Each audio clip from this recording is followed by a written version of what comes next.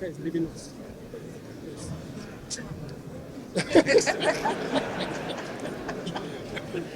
I'm going to offer you mine, Your Excellency.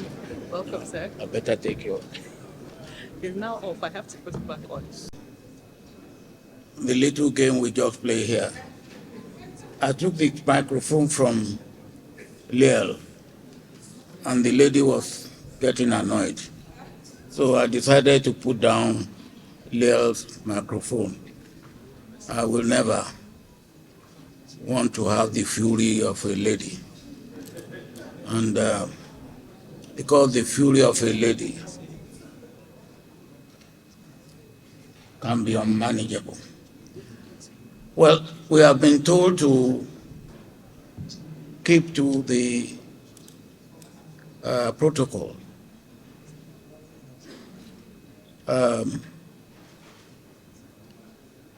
But I will keep to the protocol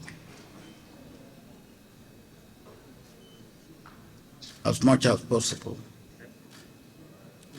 But when my former vice president is here, I cannot but recognize him.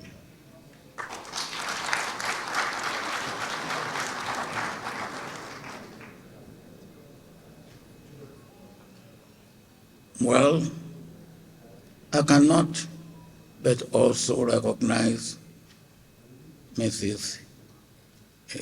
Ighodalo. We are celebrating your husband, and we are celebrating you as well.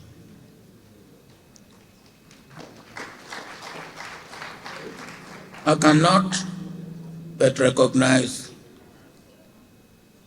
my in-law, Chief Emeka Anyaoku, who, when it pleases him, he wants us to play senior brother and junior brother. But it's my in-law, and he hasn't paid dowry that I have to pay. I appreciate you. I cannot also but recognize my very good friend, in whose house history was made in this country, Chief Okeke. The Nigerian Civil War actually ended in his house, because that was where I met Philip Effiong on that fateful day. I cannot but also recognize Bishop Kukah. I understand he will be talking to us later. Bishop Kukah and I have gone a bit of a long way. But I keep telling him that I will get to the kingdom of God before him.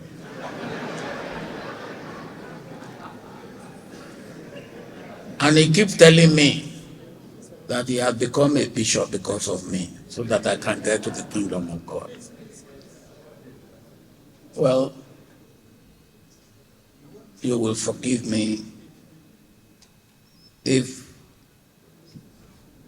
among governors, former governors, attempted governors,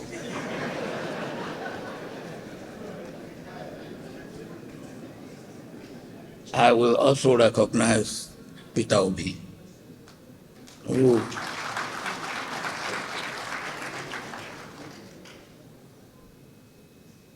so let me now come back to Emeka. Emeka, I felicitate with you on this day. And I listened attentively to what Leal has said about you. And all I will say to that is that I concur.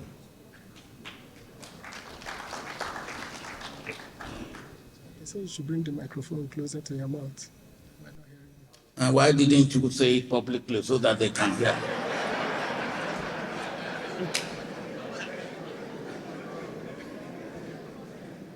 Why are you whispering into my ears instead of saying, bring the telephone close to your mouth so that everybody can hear you? I said I sent your son so that you will not be angry.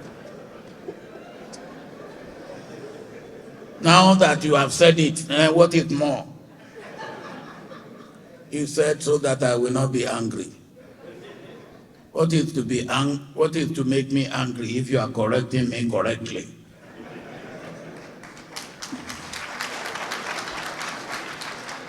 But let us have a wonderful day. You said to me we will start at 10 o'clock so that we can end at about 1 o'clock because of those who are fasting.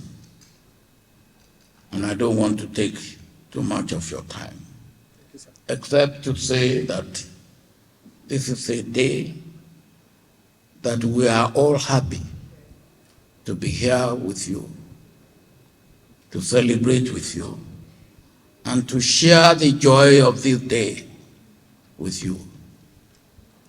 The little I know about you is that you are a determined man.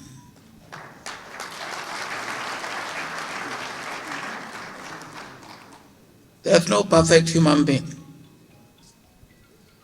But the little also that I know about you, you are almost a perfect human being. Again, the little I know about you, you take things as they come. And you are unperturbed by even the seeming and apparent injustice when they come to you.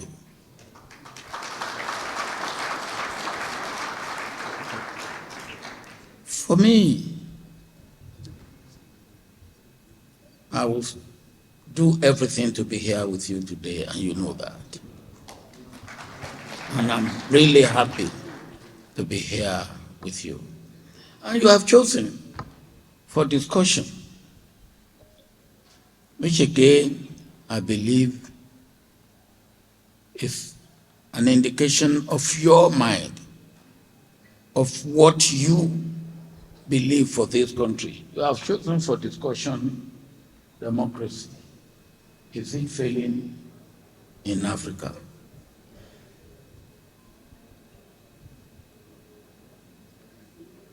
Are we talking of democracy, or are we talking of Western liberal democracy? I will not preempt what Bishop Kuka will be saying. But when we talk of democracy, we should remember that in Africa, before the colonial rule and the colonial power, we have a form of government which attended to the needs of our people. And whatever you call it, to me, it is democracy. Because what is democracy about? The American President Abraham Lincoln defined it as government of the people, by the people, for the people. Democracy is meant to be a system of government that delivers, and delivers to all the people, not just a section of the people, not just a few. But what do we have today? I believe since we gone past the Greek democracy, which brought everybody to the square, and everybody has a say in the decision making, which affects everybody, or which affected everybody. Democracy has now become representative democracy. And representative democracy has not taken care of everybody. Today, we have democracy, which is government of the people, of small number of people, by small number of people, over large number of people who are deprived of what they need to have in life. Now, that is not democracy that will endure. So if you are talking of democracy failing in Africa, democracy in Africa has failed. And why has it failed? Because it didn't have any, in context and in content, it's not African. It does not have any aspect of our culture, our way of life, what we stand for, what we believe, Ubuntu. I am because we are. It is, I am because I can grab. What sort of democracy brings you and you grab everything and then illegally, corruptly, and you say go to court? When you know that even in the court, you cannot get justice. So if democracy is not that democracy is failing, democracy is dying. And if we are going to make democracy not to die, we have to look at democracy in the context and in the content of Africa. I hope that we will get to that stage so that democracy, which will deliver, will be the democracy that we will have in Africa. Thank you.